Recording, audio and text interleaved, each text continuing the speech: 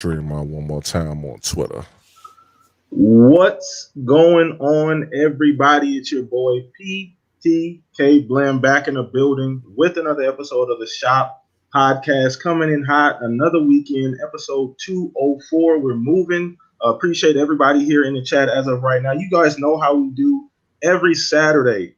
Retweet the link, let everybody know we live. I'll give a little bit of time for people to file in here, but we back. Got another first-time guest rocking out with us this week, man. So you guys show some support, show some love down in the description below. Lots of information down there to follow our guests as well. Follow our panel here on the Shop Podcast. So appreciate everybody watching live right now.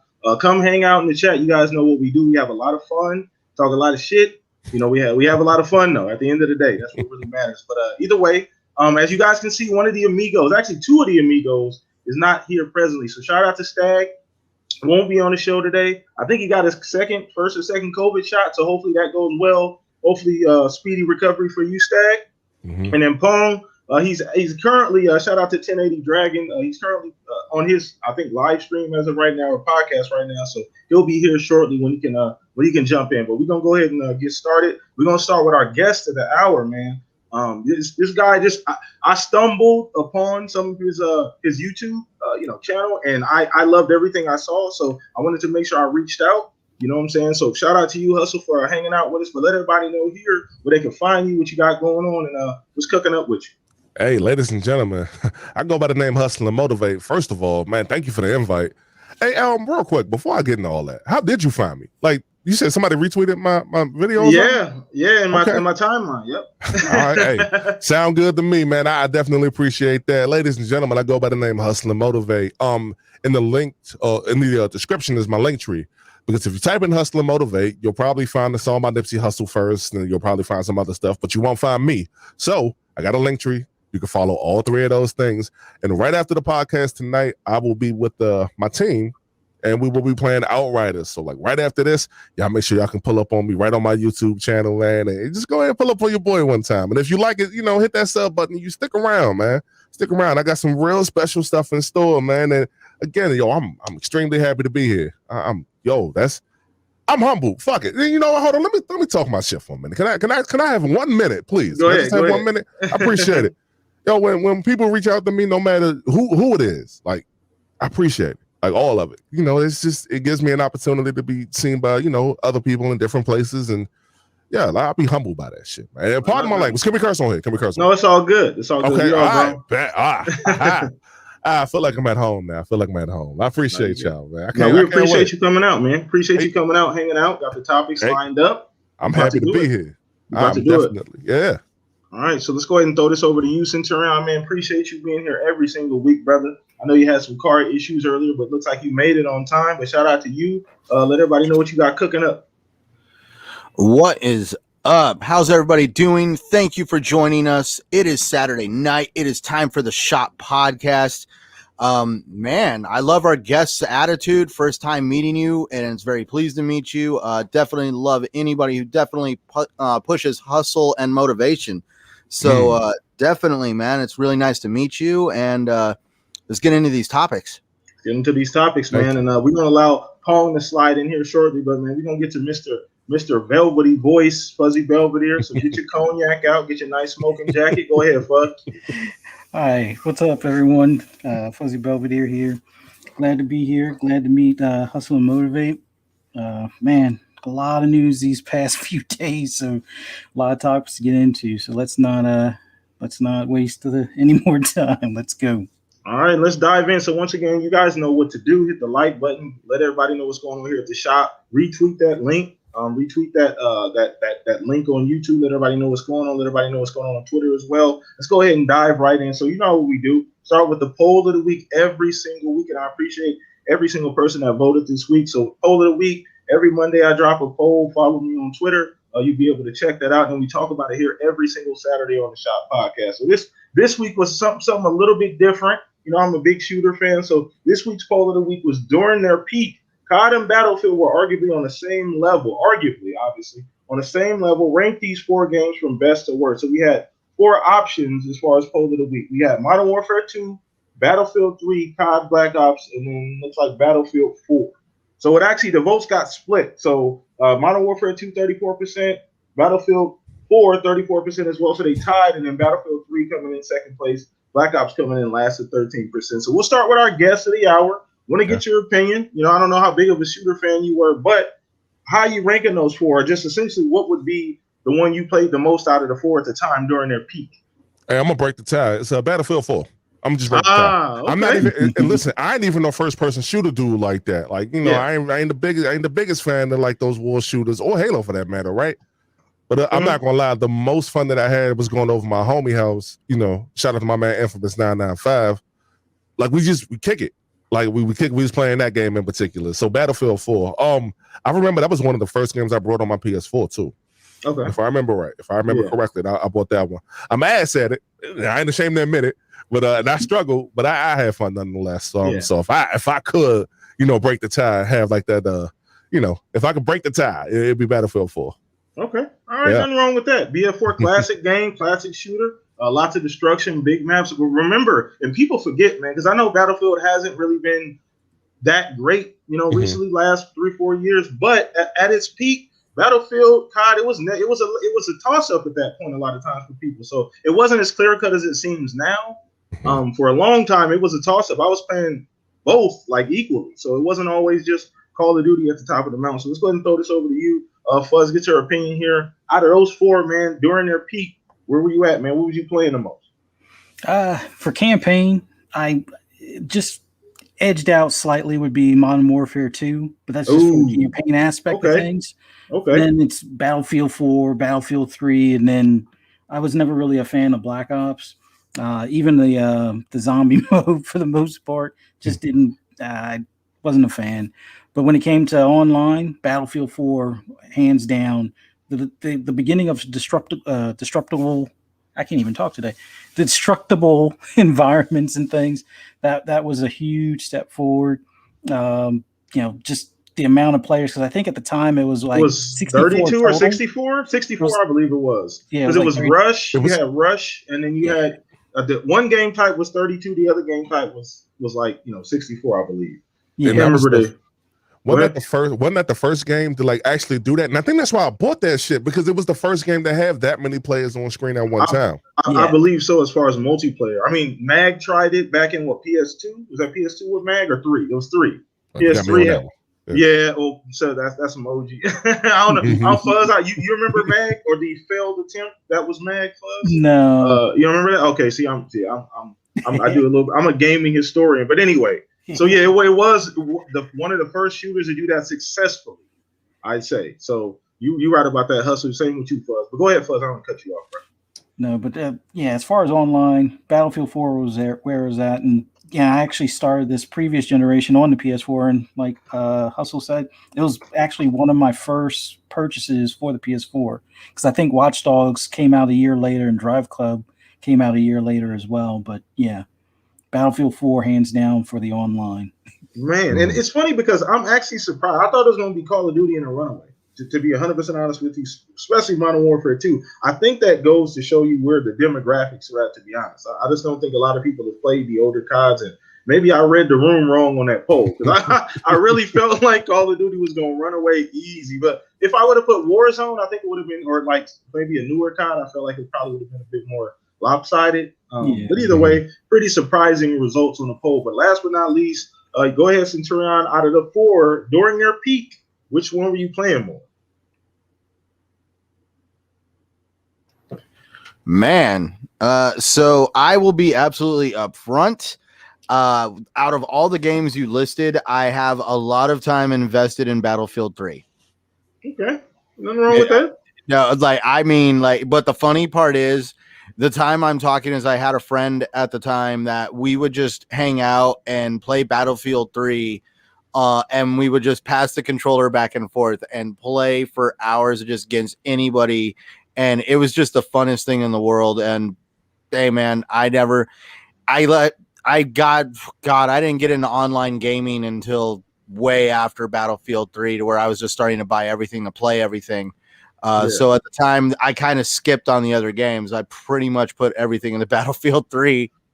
No, ain't nothing wrong with that. Nothing wrong with that, bro. You a little bit late, but it's all good. It's all good. No big deal. But yeah, so there's really no wrong option out of the four. I'm more of a Black Ops guy, to be honest. I know it got the least amount of votes, but I'm more of a Black Ops guy. I wanted to put it out there. I would say out of the two franchises, Call of Duty, Battlefield, I prefer Battlefield because I just love that open world. You know, if you want to fly the helicopter, drive the tank, do whatever. I just loved that massive, that massive environment they would just drop you. So Call of Duty is Forza Horizon. Battlefield is Forza Motorsport. That is an incredible way to put it. I was about to say one is hardcore and one is casual. So that's right about that. That's in my opinion, that's the best analogy that I can make. But yeah, I mean, I played a ton of both. I mean, they both gave you different experiences. You weren't getting that large scale experience in Call of Duty at the time, like you are now with Warzone. So that was where I got my fix at, was playing Battlefield, like you said, doing all kind of crazy shit, like shooting people in midair, then like hang gliding into a helicopter, like all kind of insane stuff. So yeah, I had a ball with all of those games, to be honest with you. But once again, chat, let us know what you guys think about the poll of the week. I'll do another one Monday. Once again, all of the information's down in the description below, so follow me there. Nice warm-up topic. Hopefully we get Pong in here soon, but let's keep things rolling, man. So first actual topic of the show, we're gonna be talking a little bit about E3. So recently the ESA came out, basically dropped it on us that we are going to have an E3, which in my opinion, I'm extremely excited. I know some people are like, well, is it necessary? Everybody can do their own digital event. It's not that big of a deal. God damn it, leave me alone. I'm excited. Like I'm a bit of a traditionalist when it comes to E3. Like I'm a bit of a traditionalist when it comes to that. But any digital event's fine with me. But essentially they came out and said it's going to be a digital event. They did name a few names, although we're not sure if that's the full list. So no Sony, obviously. So this is what, 2-3 years in a row, no Sony. So 2 years.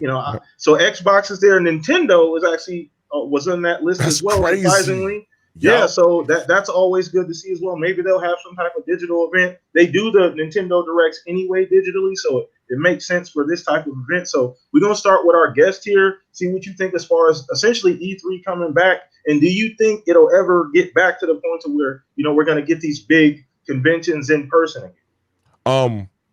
Okay. That's a lot to unpack. I'll answer that last part first. Okay. Yeah, we're gonna get back to conventions. At some point, everybody can get the shot, and I'm not gonna get political, but everybody can get vaccinated. We gonna have to deal with COVID-19 for the rest of our life, but we're gonna adjust to that. So yeah, we're gonna be back. PAX East, E3, what have you, right? Yeah. The other part of that question was, I think you said, will E3 ever be as successful, if I heard you right? Or could you repeat that part for me? So essentially, no, I was just saying, what do you just think about E3 coming back in this digital form? Your expectations for this E3? Okay. My expectations are E3 won't be as big as it used to be. And here's why I say that. We got Jeff Keighley, who did the Summer of Gaming or Summer Games Fest last year. Great point. We're gonna be real. That shit's still going on right now as we speak. That shit did not end. It didn't end, dog. It did not end whatsoever. So we still got that going on. We got IGN doing what they did, their own Summer of Gaming thing, which had to end there. But we still got that going on. And then, like, a lot of companies, they used to spend millions of dollars to hit E3. You don't gotta do that shit no more. Now it's just, hey, cut the camera on. They can have my quality or whatever for under $1,000 or whatever the case may be. And it's like, oh, nah, we'll do it all digital. We did, like, PlayStation just did it with like the PS5 event back in I think July last year. They just did all that stuff that they would rent out these big ass trucks and drive from Las Vegas to like Los Angeles, wherever they driving from, right? You don't got to do it no more. Like it's a wrap on that. And what was the first part of that question? So I want to make sure I got the first part. No, just your expectations. Expectations of the show. I actually look forward to it. I tell you, and here's why. As I mentioned earlier, like, yo, that summer gaming shit, it was too much. It was a lot. It was a lot. It was a lot. You're right. It was just because it was stretched out. We're used to this condensed show. Like we get 3-4 days with a bunch of shit, and then we don't get nothing for a little while. It was like 30 days long worth of information. So or longer. Yep, and I'll say this as a content creator, and I guess maybe y'all can fill me on this. I'd much rather have like from June 12th to like June 15th. press conference the way I just do a video in quick succession. If I'll overwork myself just a little bit, just to be like, all right, cool, here it is. Instead of, oh, so we got this live thing at 12 p.m. Eastern Standard Time. I'm at work, though. I can't watch this shit. It's like, so, like, you can't, like, nah, like the E3, I used to think it's, hold on, in a sense, E3 isn't necessary, but at the same token, and I'm gonna speak, I'm being a hypocrite. It's very necessary. Like, yo, because Jeff Keighley hasn't mastered that just yet. That he got the right idea, but he ain't got it right just yet in terms of like how to distribute all the information. He was drip feeding that joint the whole way. I'm like, come on, bro. Yeah. I said, come on, man. Come on, man. So I feel great take. So once again, man, great take. I do agree with you as far as just the way the event we are eventually gonna get back to in person. I don't know what the ESA is gonna do about that. Obviously, they're not gonna be exactly the way they used to be, but I think we will get back to in-person events at some point. So shout out to everybody watching. Let me just get some quick shout outs in the chat right now. Shout out to my guy Blue, the Winter Shoulder, Zink in here. I know Shonsu, Mod of the Year in here. Everybody rocking out with us live. Appreciate you guys. Once again, hit the like button as you file and subscribe to the channel if you've not. Go ahead. Can I shout out one person in the chat? Yeah, go ahead. My troubleshooter, my little brother, Ricky Ricardo 430, man. That's my guy right there. Awesome. That man pulled up. Man. He pulled up and supported, man. God damn it, I'm about to cry. He don't know what it mean to me, man. I appreciate that, man. I appreciate it. Nah, I do, Ricky. Shout out to you, man. And Ricky, retweet the podcast out for me, dog. Appreciate it. Appreciate you, man. Thank you. So yeah, but I agree with a lot of points you made, Hustle, about the show and just overall. I'm hyped about the event. I mean, like you said, it's not necessary. And to be 100% honest with you, I'm a big traditionalist. A lot of it too is out of selfishness because I had everything lined up to go last year, and it just obviously 2020 we're gonna throw that in the trash. But it just and that kind of it hurt me a little bit, So I'm like, I'm not gonna be able to get that that in person like I wanted to, like I had planned on getting it. But I do like the digital events. They're a bit more curated. You can kind of nail the presentation a little bit better. You can get more creative when it's digital as well. You don't necessarily have the time constraints because when you're in person, some people talk a little longer. There's all these different things you can do digitally to kind of condense a show. So I think it'll work out great. So let's go ahead and throw this over to you, Centurion. Get your opinion. E3 is back. Are you excited for E3? Just what are your general expectations this year, Centurion? Well, expectations. I never go into E3 with expectations. Lies. Dude, it's kind of one of those things that to me, the idea of an expectation is be like, they better have this, they better have that. And I swear if they don't have this, I'm going to lose my damn mind. So for me, I walk in going, it'd be cool to see this. It would be great to see that. But if I don't, I'm not going to lose my mind like a total logical, sensible individual. But I kind of like the conversation on, E3 as a whole. See, now, in my opinion, E3 needs to find its identity. We're talking about something that originally started off as a trade show for developers and tech companies to kind of show off innovation, and it was closed to the public. And then obviously they've opened it to the public, and it's kind of changed the dynamic of it. So now I'm wanting E3. Huh? Yeah. No, go ahead. Well, yeah, it is an expo. Now, this is like the cool part. This is like the North American mecca of electronics. This is like Gamescom Germany. So this is where, but the turnout at Gamescom Germany is completely different than E3. Why is that? Because Gamescom actually has an identity. It knows what it wants to do. It knows what it's aimed at. E3 has just been like, hey, we were a tech conference, a tech thing that became open to the public because we wanted to get some interest in the public. We enjoy being with our fans. We see a lot of these tech companies, some of these guys almost rival some movie stars. I mean, like, look at it this way. You can't show a picture of Phil Spencer in certain crowds without people knowing who he is. So that's where I feel E3 needs to find an identity. Are we going to be a tech expo, or are we going to be something that caters to the fans?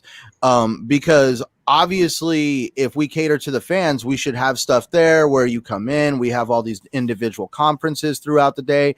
People can kind of choose where they want to go, and it has an identity, you know. And if tech companies want to come out there and show the public stuff and get them all excited, you know, that's great. That's my whole thing with E3 is I've always kind of wondered, are they necessary? No. Are they cool to have around? Yes. Do they fill a gap? Yeah, because if they go away, the only real true electronics conference in my mind would be Gamescom after that.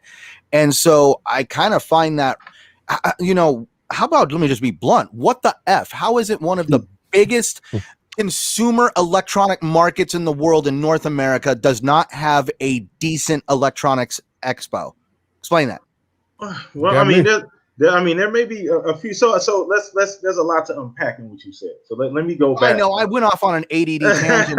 It boils, like I do have to say, we talk like there's all this stuff like, you know, PlayStation's interested in North America, and these people are interested in North America. Gaming's exploding in North America, but for some reason we don't really have an established North American games / tech conference. It's just all over the place. Well, we got a few, you know, obviously, you know, the PAX is E3, CES technically, although that's just tech. That's more like, you know, cars and like, you know, home tech and that kind of stuff, TVs and things like that. But I don't know. I mean, E3 absolutely fits. I mean, it absolutely fills a gap. It fills a void. I think that this break for the ESA, this, you know, 2020, essentially, that, you know, they kind of had to sit down. Hopefully they went back to the drawing board, you know, to find some new, fresh ideas just for the show, to get people back engaged. Obviously, this time around, you know, no in-person, you know, shows or anything like that. So hopefully they come, throw a fresh new coat of paint on E3 so we can all get back excited with some fresh new ideas. So it's always going to have. I never not see. I see what's going on in the chat, and I'm sorry. I'm gonna just be blunt. There's no way Sony cannot afford to go to E3. You know, we're gonna get to that. I know. I'm not gonna get. It's just the whole thing. Like I look at it from my line of work. I have we get visited all the time. Hey, why don't you come to the Arizona Home and Garden Expo because of what you do? You sell equipment that can actually help make someone's life easier. And it's like, yeah, we did that once. We spent a lot of money, had booths, all this other fun stuff, and we gave out people special flyers to basically know the return on this, and we barely got anything. So it's one of those things where Sony probably had a way of measuring the return on E3 and realized that if they did, like, look what Microsoft does. Even though Microsoft is at E3, they're still across the street. They're across the street, yeah, in the Microsoft, yeah. So they have their own building. Yeah. So okay, all right, no, good shit. So we see Pong Soul and Slid in here. Shout out to Pong. What's up, brother? How you doing? Coming in hot. So sorry, guys. It's all good. I hate it, man. I hate being disrespectful, man. Triple header today. Good. I'm sorry. Hustle and motivate, man. Sorry, man. Don't like doing it. Don't like doing it. It's all good. We appreciate you sliding in. So I mean, you know, you get back on the boat. It's your turn. So no, but I'm just fucking with you. But yeah, go ahead, Paul. Just if you were listening, you know, E3. Obviously, we're getting one this year, digital as well. But just get your general opinions on E3, maybe the future E3, but just this E3 in particular. With the details we have, Sony not being there, you know, Nintendo actually being there this year. Where you at?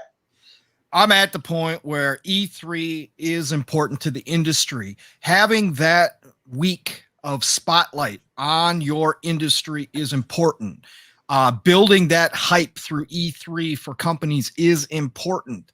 I still think it needs to be available in some way, shape, or form. Now, I'm being kind of selfish because at some point I want them to be, you know, open it back up to the public when all this mess gets over with, because I want to go. I've never had an opportunity. Me too, same here. I was lined up. I had everything ready. I've never had that chance, and now I want to. Right now that I'm a part of this community, and now that I'm in it, I want to go. But I just think in general, like it's a week where the world kind of takes notice of what's happening. And I know people personally that aren't that big of gamers, but they still pay attention to E3 because it's just cool to see everything new coming out and to see that showcase, right?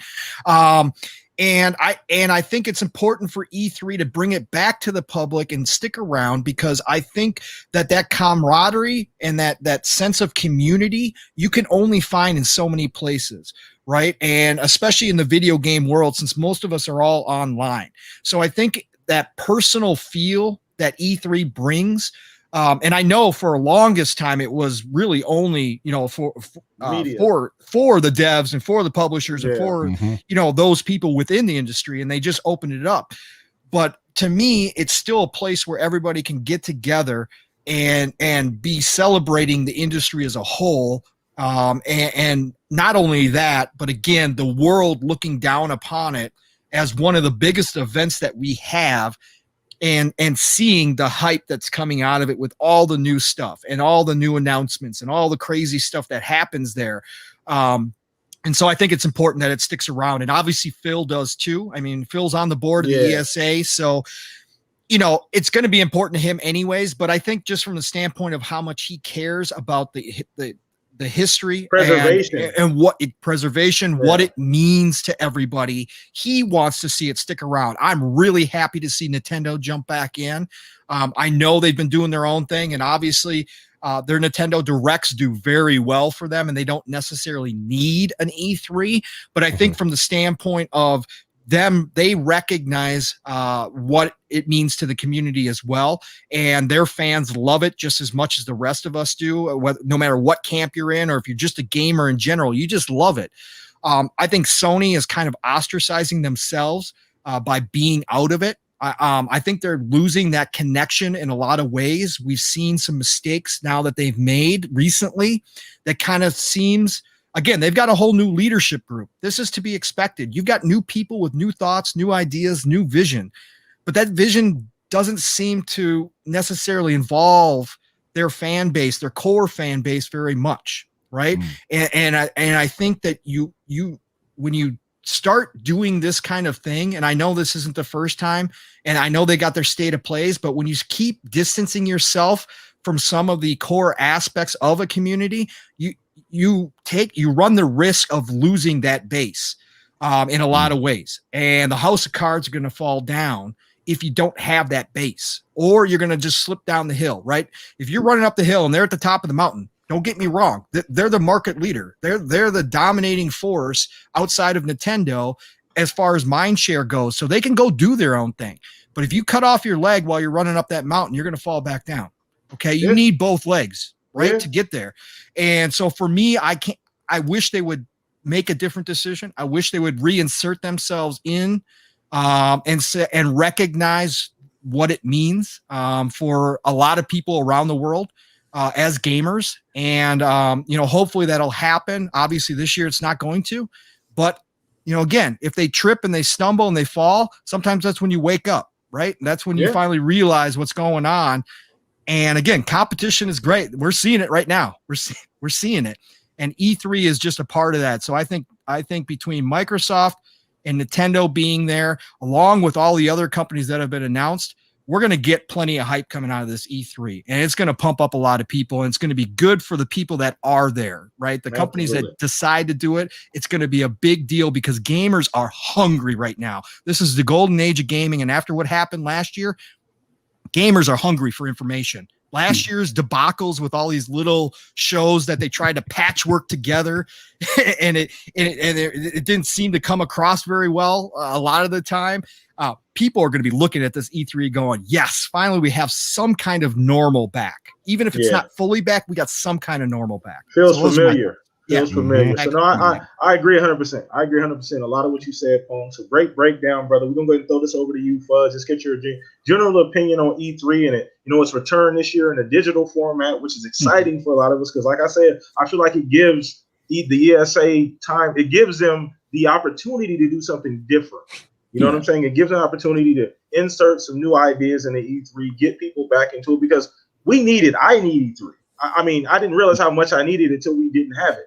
Right. Because I take time off of work for E3. Like it's almost like a Super Bowl for a lot of people. As far as if you're, you know, that big of a gamer or you're just, you know, that passionate about video games, like myself, I look forward to it. I circle it on the calendar every year just about. So let's go ahead and throw this over to you, Fuzz. Get your opinion, man, before we wrap up this topic.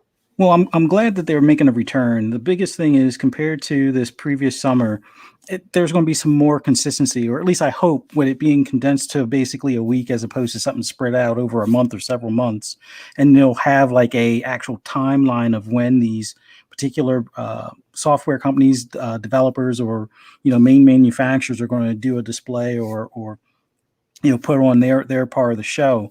So that consistency will be a welcome return. But as far as the overall livelihood of E3, this is kind of like their do or die to some extent. I hate to say. You think so?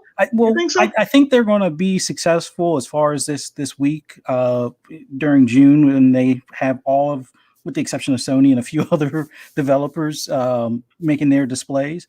But I think this is going to be their time to reinvigorate the attention for some of the bigger devs, like to convince Sony. And I know they don't need Sony and Sony doesn't need them, but it's something that they're going to have to figure out or work on. They're going to have to, either kiss or make up with Jeff Keighley to some extent, so that way they can work together as opposed to against each other, or try to, one up or steal. Jeff slid in the DMs while E3 was sleeping.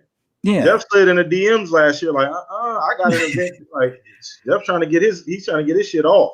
Respect that hustle. Respect that hustle. Oh Hey, yeah. I don't think Jeff is even looking at them no more. I think that's over. I think it's over. If he once he get like the timing of his shit down right, it's a wrap. They ain't going back there though. I promise you that. But that's something that they need to find another personality then that's going to be that face for them to some extent. So when they go back, next year to try to do the in-person version, and fingers crossed everything smooths out and returns to some form of normal, we can have that, next year. They're definitely going to have to look at a few things. Like me being more so in the auto industry, I've been to SEMA several times. I always wondered why they didn't go to Vegas. I mean, CES, which is all the electronics outside of, video games, is always at Vegas. SEMA is always at Vegas. Although I understand a lot of the devs are in California or Washington. Yeah. But then again, a lot of the automotive manufacturers, at least the aftermarket, are in California as well. So the trip that's 2 hours into Vegas is not that big of a deal.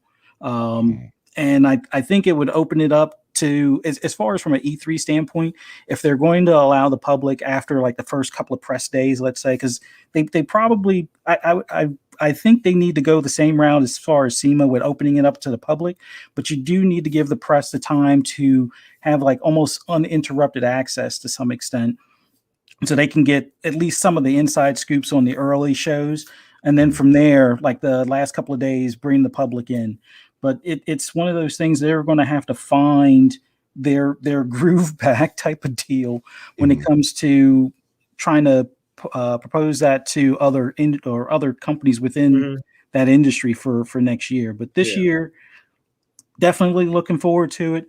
Looking for that condensed, concise, material where we know, okay, Xbox might be on Sunday, and an hour later you'll have the Bethesda one, and all the other devs, and companies, throughout that week will have a set time. So it's not like, oh, what's this Friday? Oh, they're just having something random on next Wednesday and the following Monday. What that whole summer of games, good idea, bad execution. Hopefully E3 can have a excellent execution as far as this digital only event this year, and go forward from there.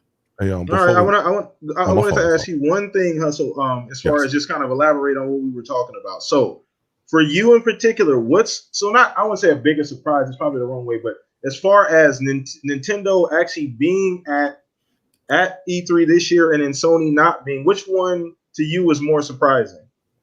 Nintendo coming back, because y'all remember they were the first ones to leave. They said, "I'll be out," and then for them to come back, like, it was like y'all left first. The y'all was the trendsetters to be like, "Yo, we don't need this. Not only do we not need this, we're gonna show you how we make it work." Hey, real quick, can I respond to other Zinc in the chat? Yeah, go ahead. Hey, no, it's not. It ain't even no smoking nothing like that. I know. Hey, Jeff Keighley, whether you all would like to admit it or not, like, he got over 20 years in the industry. Like, he got a lot of influence, and he literally just showed E3 I won't say by himself, but he showed E3 like, yo, I can do this shit. I can do what y'all do, and I got the pull that y'all got. Not only do I got the pull that y'all got, but they gonna come fuck with me anyway. Like that's what Jeff got. So it would be in E3's best interest to be like, hey yo, come on back. Come on back home, baby. That's what they gotta do at that point. Because Jeff do, like, whether we like the minute, he got a lot of influence around it. It goes beyond influence. I'm not the world's biggest fan of Jeff Keighley, but to say, he definitely has an edge and a talent in the fact that he's also a producer. So he is not only connected with people, but he has a way of bringing people together to put these shows together that are almost like one of a kind. Essentially, he gave us a video game show. We didn't have an award show at all. Right. We didn't have an award show. Now we have a universally recognized, fully backed and funded and advertised, like, full-on video game show, like I don't say Oscars or nothing like that, but it's a full-fledged award show for real. But like, it's trending that way too. It's trending that way. It's on the up, right? Yeah. And that's the deal. It's pushing the industry forward and bringing more respect to the industry. And he did that. He did that by himself. And you have to respect the man for that, period. Absolutely. No matter what you think about it. And shout out to Zank, man. Shout out to you, because look, he put Adam. I'm a big Adam Sessler fan. Adam Sessler's an OG. Me too. Yeah. Adam Sessler's an OG, I think. So I agree. I 100% agree. He could be, in my opinion, like, we ain't gonna get into that, but I like Adam Sessler as well. But so good shit, hustle. Good shit, hustle. So I agree with you 110%. We gotta give you, that's the one thing you don't have to agree with Jeff Keighley's opinions and is who he aligns himself with, but the one thing you cannot deny is his influence on the industry. He has a gigantic influence on the industry. And what's going to be better than to see him have to introduce Kojima as an Xbox exclusive? Like, honestly, what's going to be better than to see the look on his face? The pettiness is spilling over. 1080. He's going to be like sitting there kicking at the little X they have on stage where you're supposed to start and stand in place for the spotlight. And he's going to be like, man, I don't want to have to. I'm gonna send 1080 a DM. You corrupted Pong. What's going on here? You send him over here with all this pettiness. I like it. I like it. Shout out to you, 1080. That's my guy. Let's go ahead and move on, man. We having fun here, man. Once again, retweet the link. Let everybody know we live here in the Shop Podcast, man. We kicking it big and doing the damn thing. So we're gonna move on to the next topic. And that was a perfect segue. I knew I threw you under the bus, Pong, but I love the segue. Appreciate the layup over there. No problem. So we got some information out of the blue. Just some random, on what was it, Thursday? In the evening, it was late, like 6-7 o'clock. Essentially, Venture Beats, Jeff Grubb, he's a writer for Venture Beat, came out. Whether you like Jeff Grubb or not, he said a lot of things over time which have been true. A couple things have not, but I mean, you're not going to be 110% about everything. Things do change, but essentially, basically came out saying Kojima is in talks with publishing a game with Xbox, and that abandoned game that came out, everybody thought was going to be a Kojima game, like it was like the shell company making this game. It turned out not to be a Kojima game, and the reason he's saying that is because Kojima's got something in the oven with Xbox. So that's crazy in of itself, just to say out loud. First of all, just to say out loud, even realistically think about that. So we're just gonna get your first impression. Also, when you saw that, what was your first thought? I mean, do you what we know now after that information came out about Sony and some of the inner workings and things that have been going on? Do you think that's more likely now, Hustle? Was speculation, but according to what Jim Ryan is doing these past few days, not only do I think it's more likely, man, I think that Phil Spencer's shelf that he got in the back is going to be like, people wants to really start picking out the parts of all the shit he got on the show.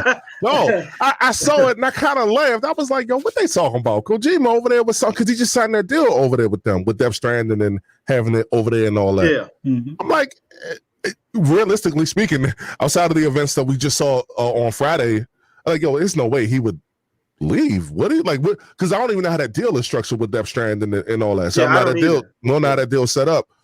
So I'm like, okay. But then when we hear this, and listen, y'all remember when Destiny, when the people thought Xbox was going to buy back Destiny, and then the Bungie here came out and was like, say, hey, no, we always in talks, but no, this ain't going to happen. Yeah. My first question is, before I go on, have we heard any denial from anybody, from any camp? Have we heard any denial yet? No. No, cricket. All right, so is cricket. So where there's smoke, there's fire. And I'm not even a Kojima fan, by the way. I'm not a Kojima fan, but I will say that this is job big for Xbox. Now I say that because they don't have no presence in Japan, as y'all know. Yeah. Hell, Sony leaving Japan too by the looks of it. Yeah. Hey man, hey, I don't. You know what? That's not what this topic is on. My fault. Let me stay on topic. I'm gonna have my smoke for Sony a little bit later, but yeah, no, this is. I not only do I think it's gonna happen, but it might be the same thing that he just signed with PlayStation. I think Kojima enjoys I think he enjoys his independence. I believe that if there is gonna be something in talks, it'll probably be like a one and done type thing. Mm-hmm. Unless unless Microsoft say, hey, we got a little something for you. Come around this corner right quick, and it's a truck full of money. That's it. That's the only way I can see that Kojima stick around, dog. That's all I said. I feel you. Hustle. No, great point. So that was the first thing that I noticed, and I think a lot of people missed that, Hustle. Xbox has not said anything. Not a single. And the thing that threw me off about what Jeff Grubb just said. He just said it. It wasn't no hint. It wasn't no. Oh, well, Xbox is working with some big, it wasn't vague. It was, Kojima's talking to Xbox right now. And something that blatant, in my opinion, you would think Xbox would come around and be like, no, that's absolutely not true. Like, come on now. Like, guys, that's clearly not true. That's not what they haven't said anything. So sometimes silence speaks for itself. But let's go ahead and throw this over to you, Fuzz. We've been talking about this since essentially the information and rumor came out. So we're just gonna get your opinion on this Kojima and Xbox. Is it more likely now after hearing about Jim Ryan and just some of the things that are going on? Because we've seen this before with Kojima. Mm-hmm. Konami, the situation with Konami. If he cannot he values his creativity over everything. That the creativity is the paramount to him as far as importance. I think he values that even over money. If you try and stifle his creativity, he's out of there. He's out of there. He will not. Go ahead. Well, I just want to say one thing in regards to Sony. I find it a bit ironic that they're announcing a game called Abandon after what they're doing with their market in Japan, closing Japan studio, flipping the X&O and a few other things that they've done over the past few weeks. Mute. It's like, oh yeah, we're going to come up with this game Abandon. It's like, really? Well, yeah, okay. But Patty, I love this shit.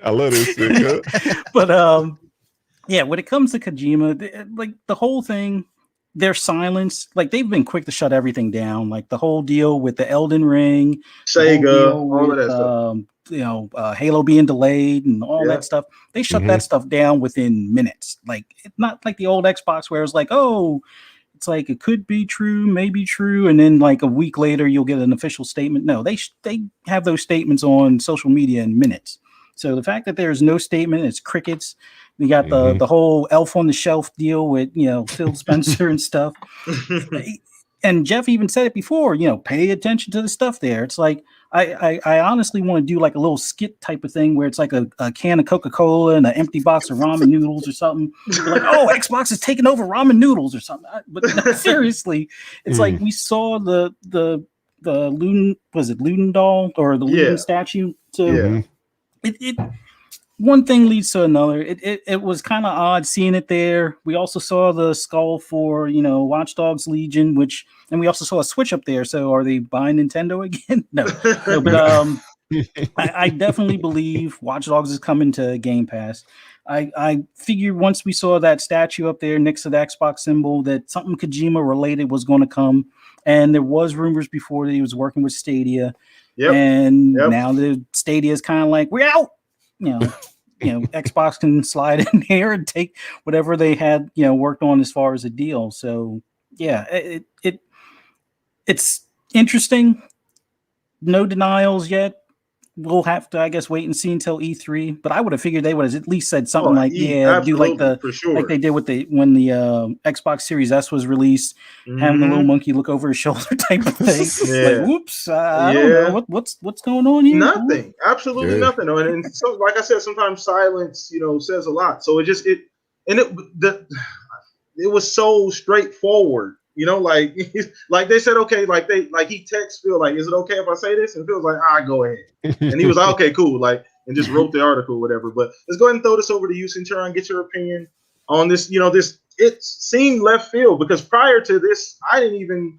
I mean, some people saw the statue next to the Xbox sign. There was some speculation. I remember at the time of that interview, people were talking about it. A lot of us kind of just blew it off, to be honest with you. I don't think very many people looked that deep into it, to be 100% honest. But here we are now. So go ahead, Centurion. Where you at on this, man? Well, your favorite hooded masked figure that kind of like, hangs out in all the wrong neighborhoods. This is no surprise to me.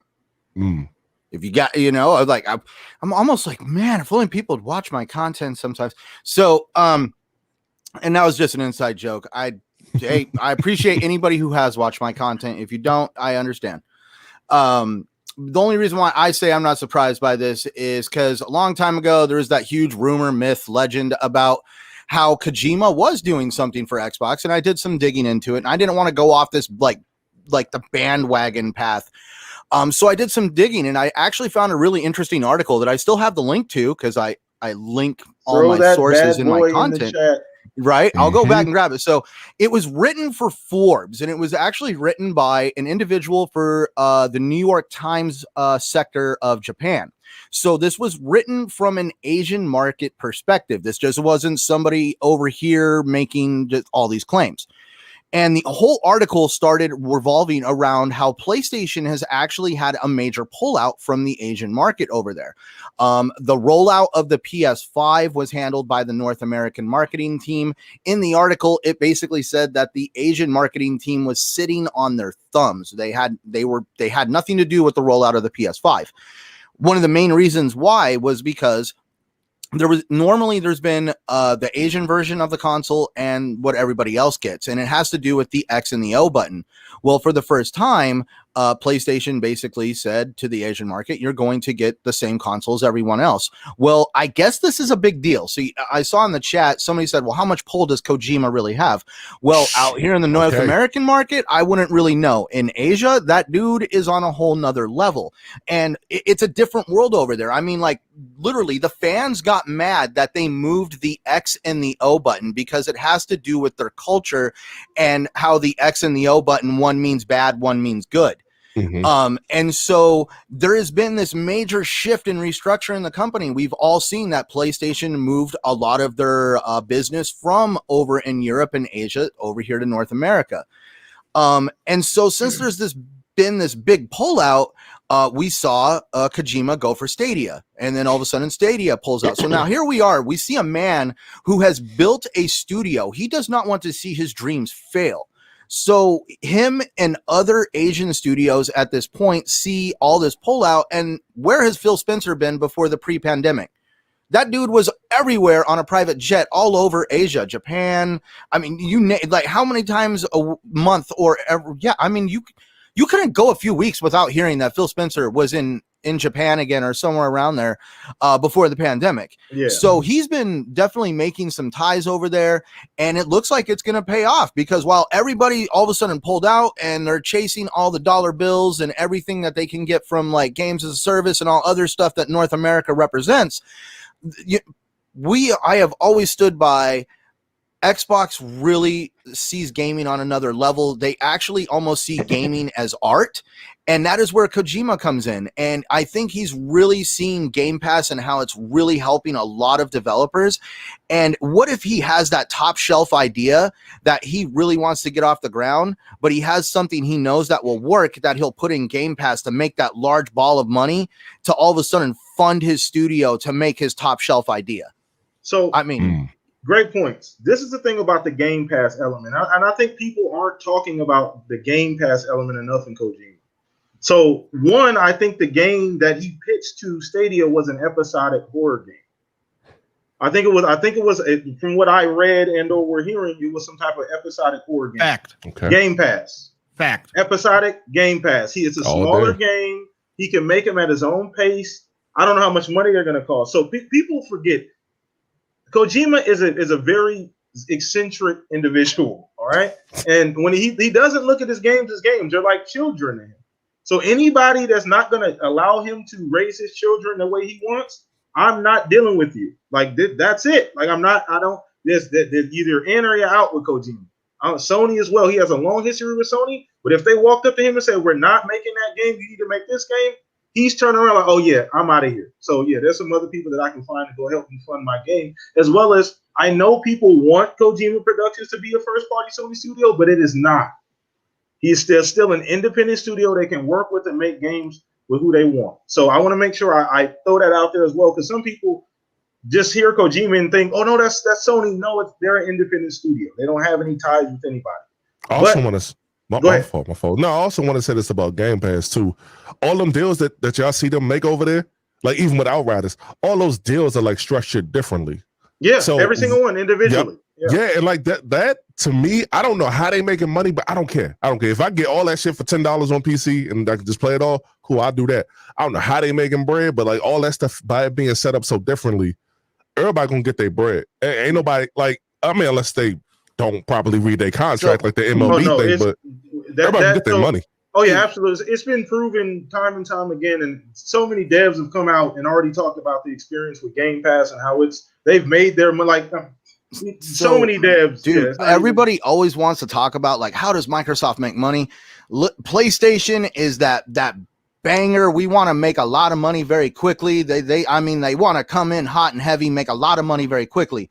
Microsoft, the way it's structured, if you go in as a subscription based, as a company that wants to push subscriptions, your idea is you have no problem making money as a slow drip feed effect. I mean, Microsoft makes money that you can set your watch to. They can actually clock what their money's going to be at, because they're not like trying to go in and be like, "Oh, we hope to make look what happened to Cyberpunk, but hopefully we go in and make this awesome game and make all this money." They don't have to worry about that. They basically create a system that allows them to slowly make money over time, and it basically takes care of itself. Yeah, no, a lot of people wonder about that, but no, that's a great point. That's a great point. So it's a long game, and the thing about this hustle is that Microsoft has the money to play the long game. They're playing chess, not checkers.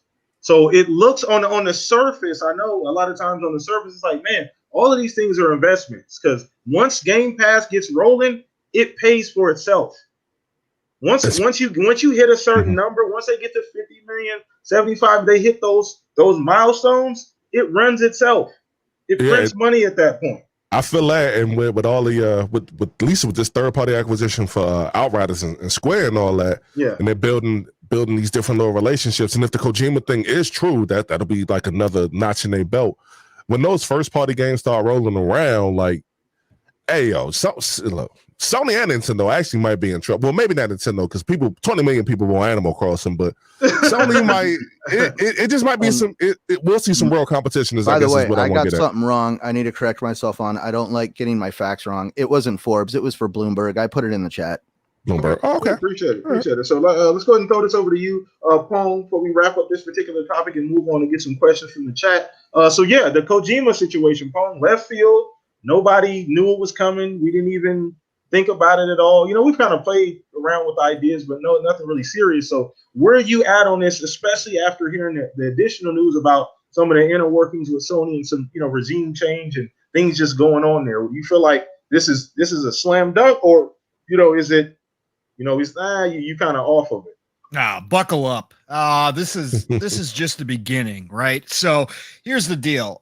First of all, shout out to Grub. I was driving home when he happened to drop this news and break the internet once more. I got home and all of a sudden I look at my Twitter feed and I'm like, what the hell is going on around here?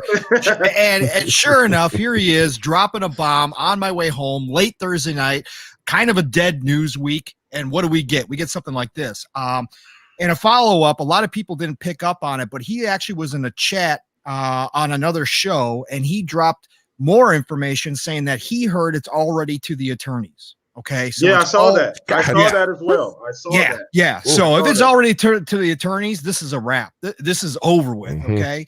And so here's the deal. Okay. You can feel how you want to feel about Kojima. Okay. We can have the discussion if he's overrated. We can have the discussion if he comes. Right. We can have. No. He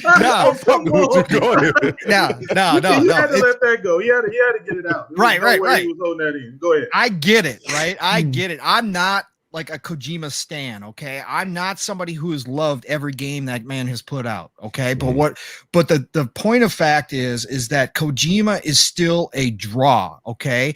We can have the conversation that he comes with baggage. He's an eccentric person who diva, don't forget with a lot of with an ego, who runs over budget, right? And doesn't stay within the bounds that he's given. And that was part of his problem that he had at Konami, is Konami got sick of it because Konami could not afford it, right? And so we can argue all that stuff, but the point of fact is the man is a name in this industry that still carries power to this day.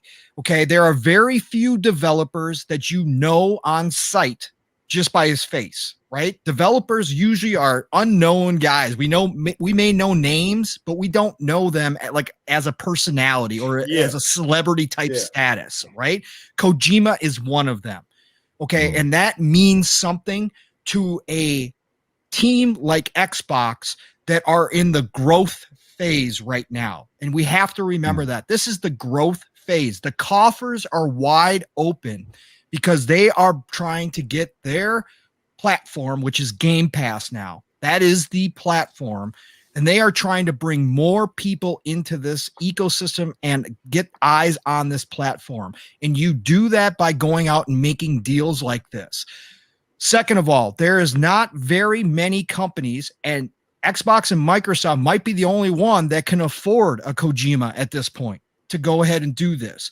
So this, you can make different analogies, but the sports team analogy works the best. The sports analogy is the best one. You got a team and you're looking at free agents, okay? It's not very often a Kojima is a free agent, and he is a free agent because Sony doesn't want anything to do with him right now, okay? So you only have so many opportunities. And I'm going to throw this out there. You also have the fact that there's some smoke and there might be fire that Konami's IPs are up for sale. Either for sale or for licensing. Okay. I heard they've softened. What I've heard is that they've softened their position on allowing people to work with the IPs and like licensing them out essentially to make games. Correct. Licensing. Okay. So you've got this kind of moment in time that doesn't come around very often in this industry. And Phil knows this. Phil, if there's one thing that Phil has, he's got the pulse on, he's got his finger on the pulse of what's going on in the industry, and he knows how important Kojima is to the history of the industry, and he also knows what it would mean to draw him in. Okay, and he's got an opportunity right now, and he's going to shoot his shot no matter what at the end of the day. Phil's been working on this for a long time. This isn't the first time Kojima's been up on Xbox's stage, right? This is nothing new. Just because people associate with him with Sony, that doesn't make it true. And right now, Kojima's looking for a buyer. He was looking to Stadia to do exactly what you said, PTK. I was going to bring that up. A lot of people aren't aware that, the word on the street is that it was an episodic horror that he wanted to do. And the word on the street now is that Phil Harrison killed it before it even got started. He said no to the deal, right? And if you go back 2 years to 2019, Kojima talked about it in an interview with a Japanese magazine. I forget, Nikkei. He talked about Nikkei. Thank you.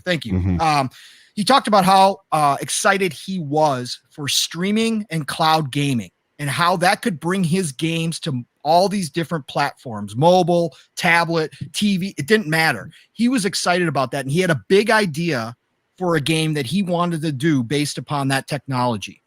And so it made sense that he went to Stadia, right? That's the basis of theirs. Makes sense, But now that it's nixed, where else are you going to turn to? Well, who's got the biggest cloud gaming streaming network going right now for gaming? That's Xbox, man. That's the only one. Who's got a blank check basically at this point that they can open up and say, you know what, you go do your pet project, go do your thing. If it's an episodic horror, it fits perfectly into the Game Pass model, and it reduces the risk. Again, signing Kojima is a risk. You are rolling the dice. You don't know what you're going to get out of this man. You might get the next Metal Gear Solid, or you get the next Death Stranding that does okay but does not blow everybody away, right? That's his track record. Okay, there's no denying that. But the point of the fact is, you roll the dice. Having an episodic horror game, if that's what this truly is, and again, we won't know, will keep him in line because he will know that he has to put out that episodic content on a regular basis to keep people involved in his game, to keep that engagement. You don't have to twist his arm to do it because it's a passion project. Correct. It's something he wants to do. And so you do that, and then on top of it, you go, okay, we're going to go, Kojima, come on over. Do your pet project. We love the idea. Do it. Go wild with it. By the way, I'm trying to work a deal where I go ahead and get your baby back. I get you Metal Gear back, okay, underneath the Microsoft umbrella, underneath Xbox. You want to finish that thing off right, don't you? That's your baby. You never had the chance to finish that story the way that you wanted to. So after you get done with this little fun project of yours, cool. How about working on Metal Gear for us as well? What do you think? Guarantee you a man like that wants to finish his creative vision that he never got to finish. Metal Gear 5 was not a finish. Okay. That was not an end to that. I can guarantee you he wants to. And if Phil has the opportunity, again, we don't know this, but if Phil has the opportunity to go do that, guarantee you this is going to be a multi-game deal with Kojima Productions to make games exclusive for Xbox and the Game Pass ecosystem, the Game Pass platform. This creates the diversity. This is part of the diversity that you need in Game Pass as far as content goes to spread worldwide. Kojima draws people in. Okay, there is a fanatical Kojima fan base that will follow him wherever he goes. If it's an Xbox exclusive, there will be people that buy into this ecosystem, whether it's through their phone, whether it's through their tablet, whether it's through an app on their TV, whether it's through going out and getting a series console. It does not matter. They will come over. And then they find out everything else that's in that ecosystem and they stay. And that's the big deal. And there's going to be X amount of people that do that. And right now in a growth phase, that's exactly what Xbox wants. That's exactly what Phil wants. Kojima is just one more piece to that puzzle. Exactly. It's always good. Again, creative geniuses. And again, we can have the discussion about whether you want to put him on that platform, but he does push the medium and video games in general in directions that other people don't do. Some people don't like it. You know, they call him a movie maker who just so happens to make games. That's fine. He's still pushing the medium in other directions. And you want that in again, the more talent you can put underneath your umbrella, the better. You can never have too much talent, especially when the talent pool in this industry is finite. This isn't an infinite talent pool. Okay. There's only so many people that can do what he does. Right. And you get one of those in, and you get Todd Howard now and the whole ZeniMax squad underneath. That's crazy. Right. You're talking about some of the biggest names in video games underneath you, right? That's what you want. That's what brings people in. So I love this idea. Do it. Roll the dice. We'll talk about the results later. You just do it now. That's true. Shout out to you, Zink. Zink in the chat going crazy. Yeah, he is. That's my guy. Super consistent though. That's my guy. Shout out to you, Zink. But no, for real, it's a hell of a proposition. It's crazy to even think of. So think about this. Think about the last 2 to 3 years, guys. Think about this, fellas. A lot of the shit we talk about, we theorize about on these podcasts. We sit here every week. From an Xbox standpoint, a lot of this stuff's been like stuff we thrown at the wall. A lot of this is coming to fruition, and there's more in the pipeline, which is a crazy thing. Same thing with Sony. So I understand Sony's been extremely quiet. But I'm not necessarily worried about Sony. I'm not necessarily worried about where they end up at.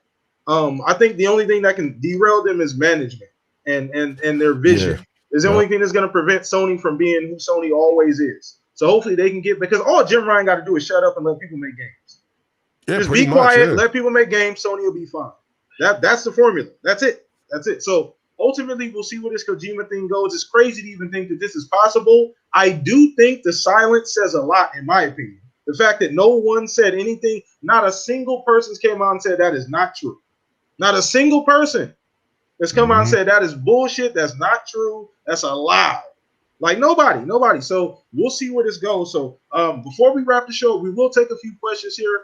Shout out to everybody. I'm going to just do some quick shout outs. Lethal Terminus, Rick Payne. I see you, K Mega, slide in. What's up, my guy? K Mega, Infinite AA.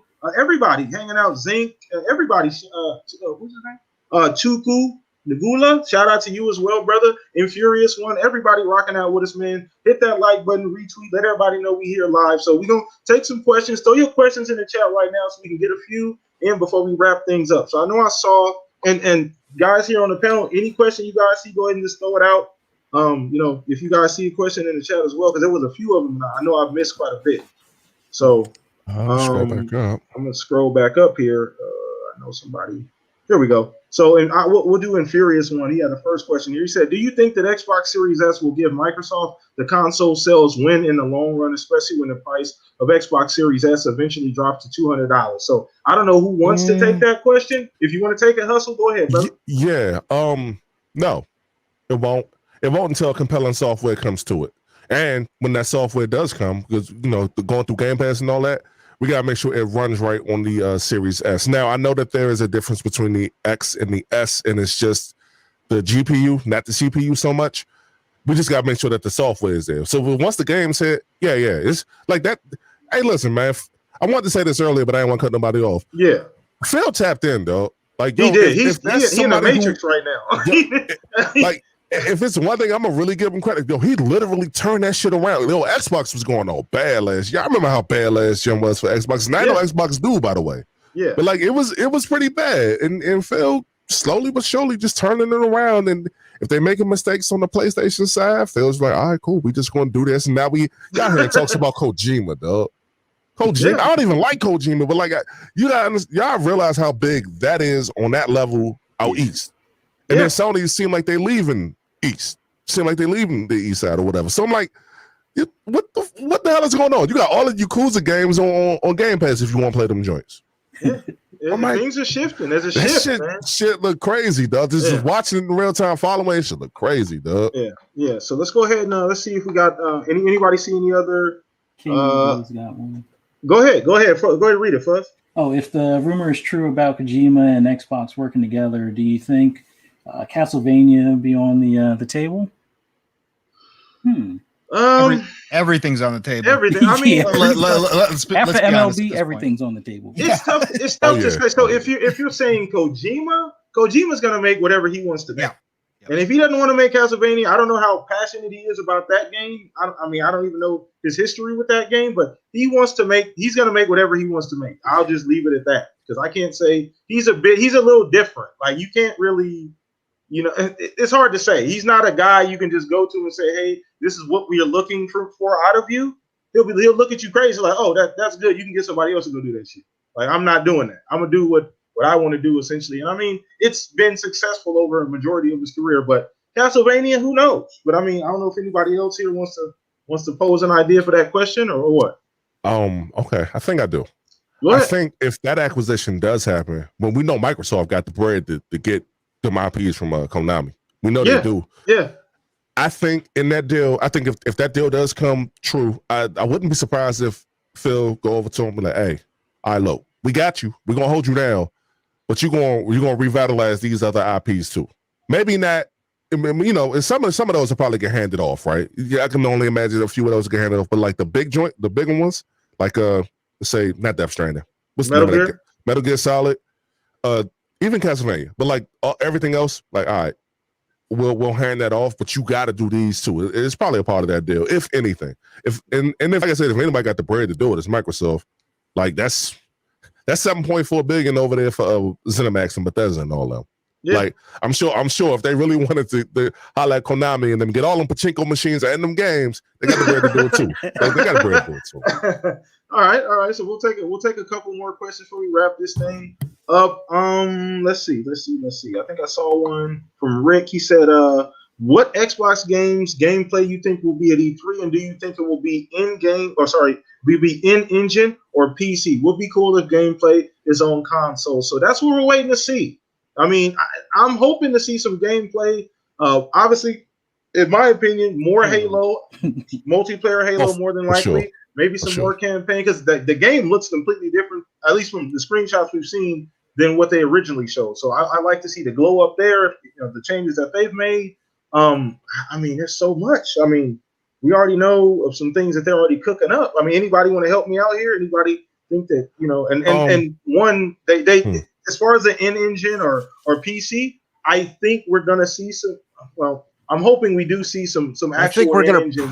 Oh, sorry. I think go ahead. No, our guest wants to go first. I was going to say if we say in engine, I think we see some type of Gears 6 teaser. I think it's about that time that one rolls back around. Gears 5 came out, what, 2018, right? Whoa. Was it 18 or 19? That would be shocking. Yeah. 2019? That's a little early. Hold on, 2019. I mean, I think it came out 2019. So the only Right thing about that, Hustle, I'm gonna play devil's advocate here, Hustle. The only thing about that is that, I mean, Hive Busters has done so well. They're I don't know if there's a need to rush into another Gears right now. I mean, the 5, they've been able to stretch like 5's life cycle with the multiplayer, the community, all the cool stuff they've been doing, the esports. They've been able to stretch the life cycle of 5 and keep it relevant for a while now.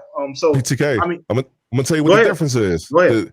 I don't know if y'all like watch some Steam numbers, but that's the lowest rated Xbox game on Steam with like 10,000 concurrent players. How do I know that? Because I keep bumping into the same people every time I play with the squad.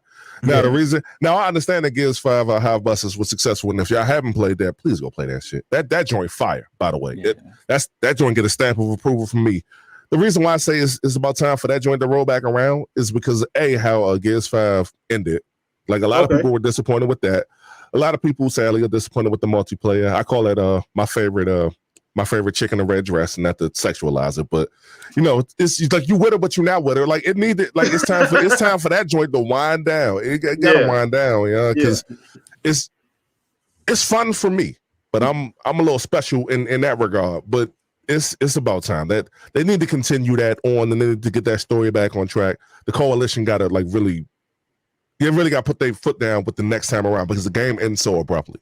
That's why I said I think we probably, even if we don't see that, I think we see a teaser at E3 for this. I could be wrong, though. I could be wrong.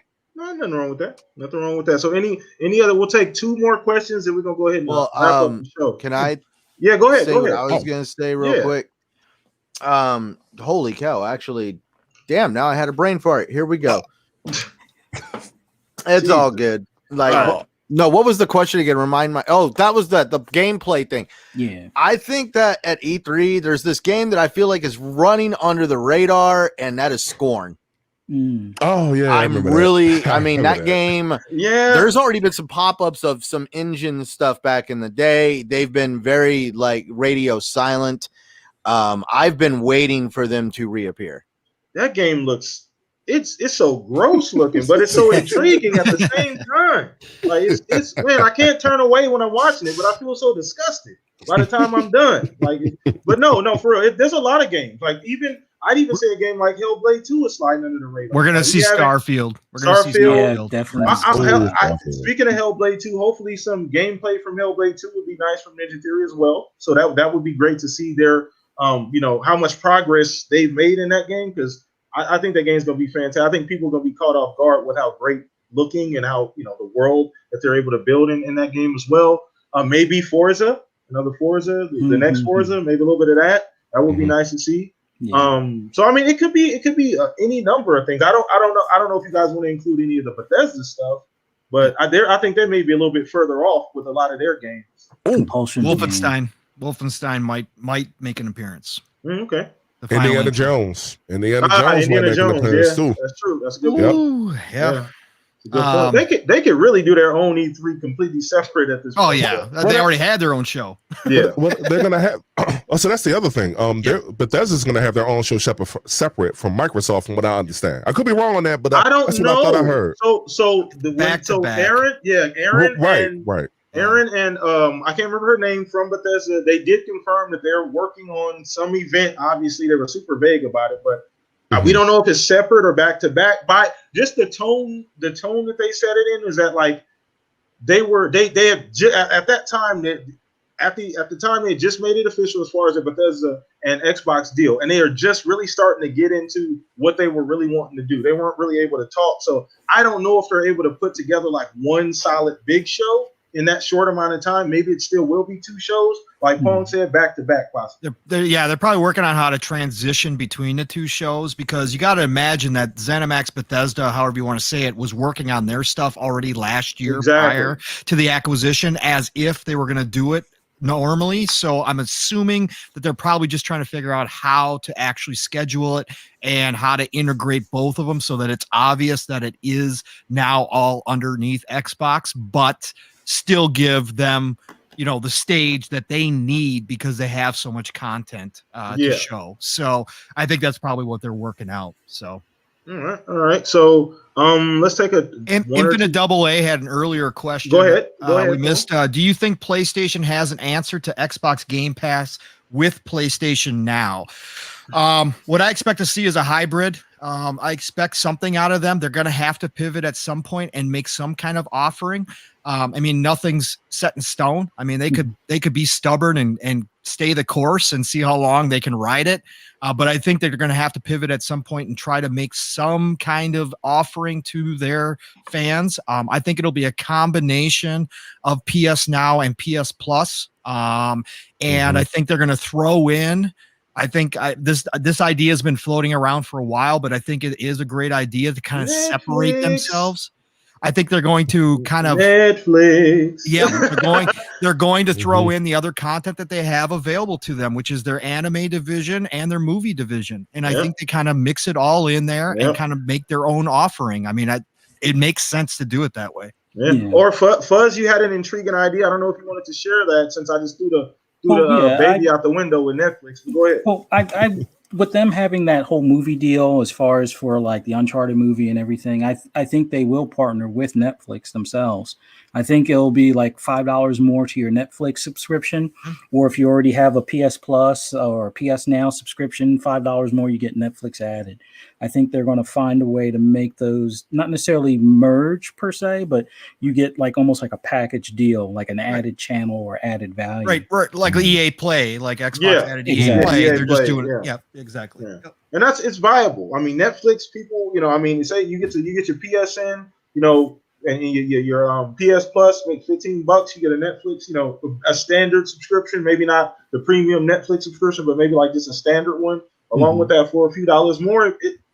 That might be intriguing. It might be intriguing. Now we don't know if that's going to turn the tides, but it might be intriguing. So we'll see where that goes. I think we'll take one more here, and then we're gonna wrap this thing up. So let me find one here. So Duke, I'll take another one from Duke. He said, what do you think the odds are that we'll see gameplay from Hellblade 2, Avowed, Perfect Dark, and Fable this year? I don't think we're going to see gameplay from any. Well, Hellblade 2 would be really the only one that I think out of those that we'll actually see gameplay from. We might see like some kind of CGI trailer for Avowed, or Perfect Dark, another CGI trailer or something like that. But I don't know how far along.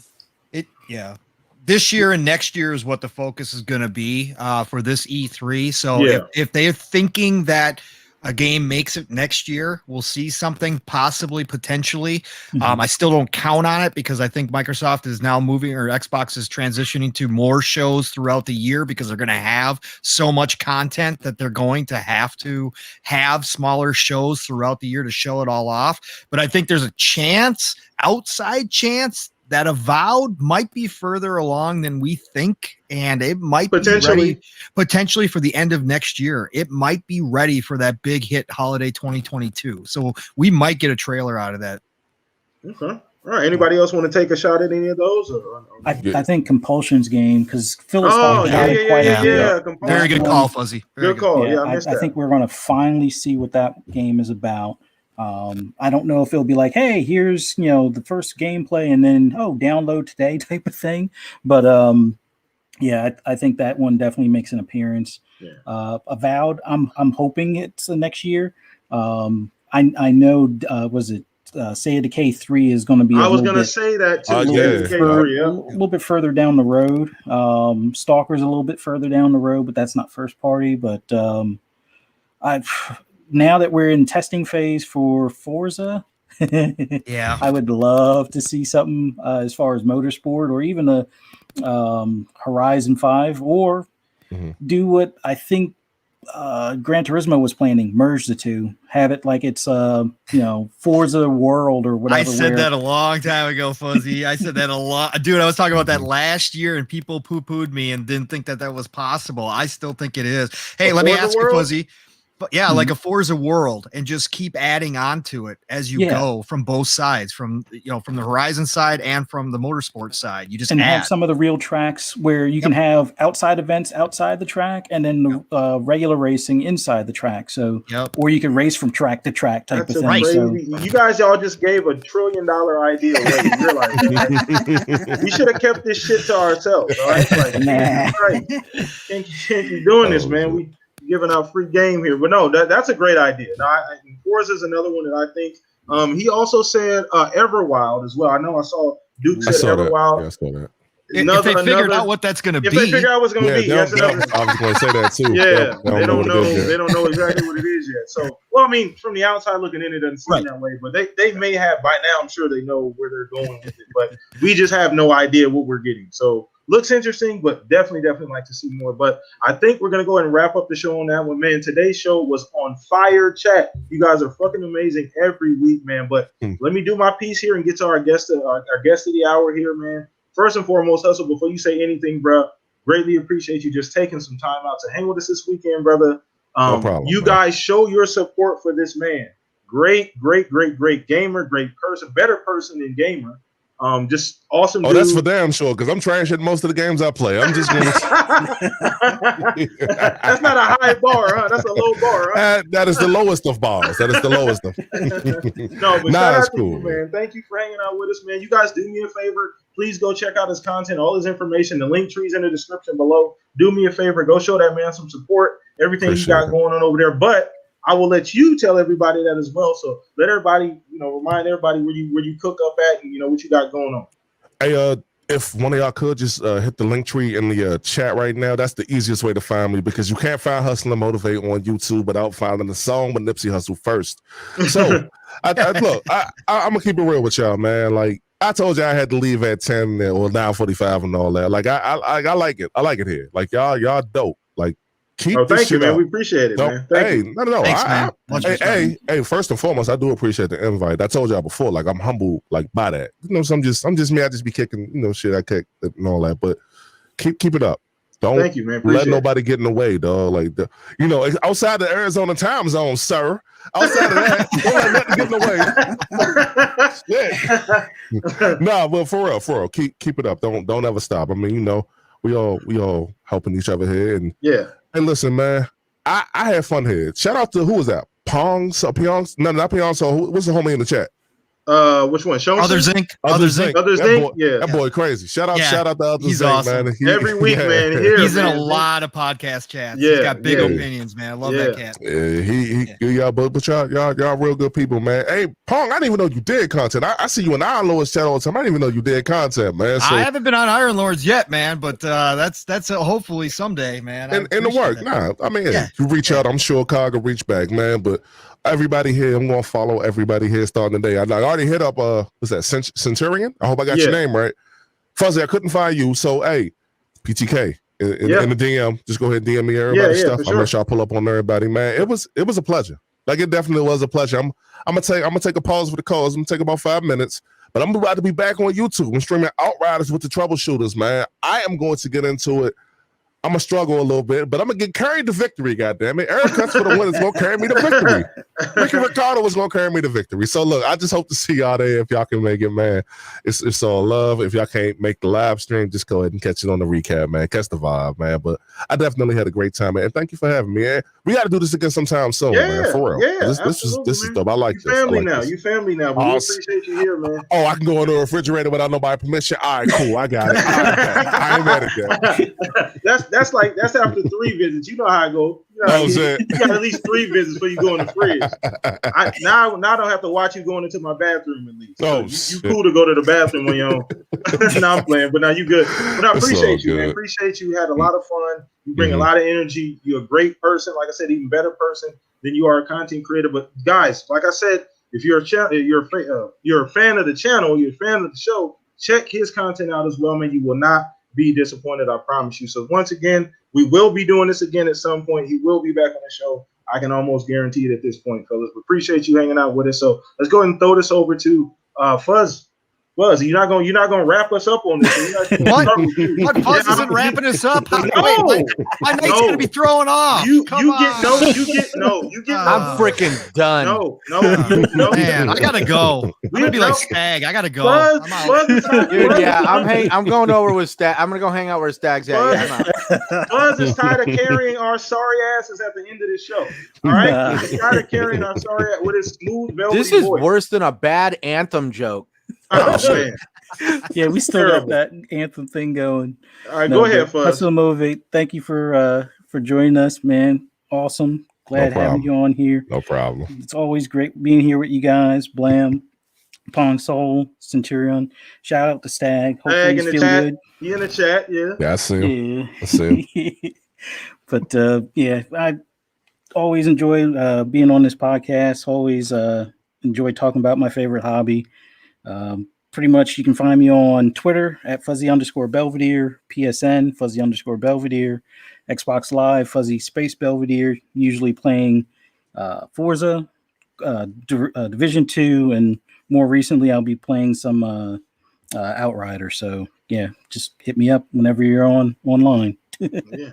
Fuzz, man. That's my companion. Fuzz is my right-hand man. We play a lot of video games together. But shout out to you, Fuzz, every single week here, man. Appreciate you. Shout out to Stag, too, in the chat, man. Hopefully you feel better. He said he was outside, just got back. So you were tending to the garden out there, buddy. But I don't know if you know this, Hustle, but yeah, go follow Stag. Got a whole garden situation going on out there. But shout out to you, Stag. Appreciate you. Yeah, but Centurion, let's throw this over to you. Let everybody know what you got cooking up, where they can find the content at, brother.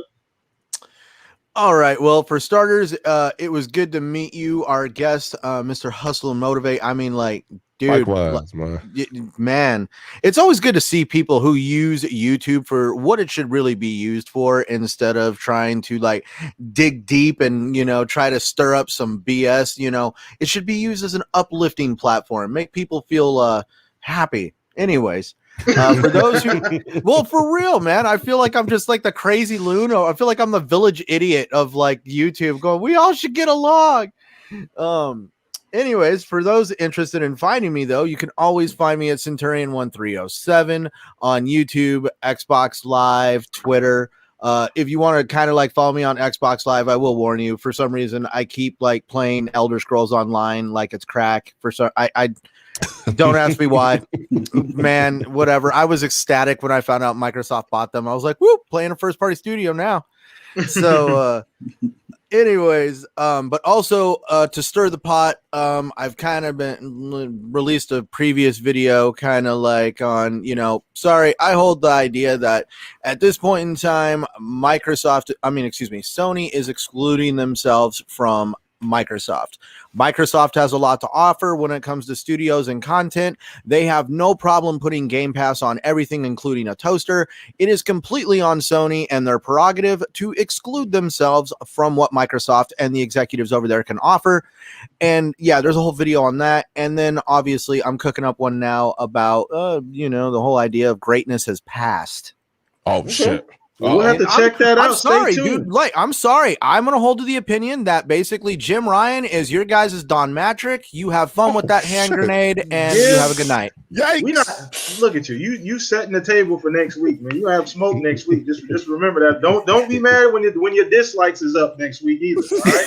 Don't be mad when your dislikes is up next week. You check your analytics and you upset. No, I'm playing. But no, shout out to you, Centurion. I appreciate you every single week, man. Last but not least, Pong Soul, man.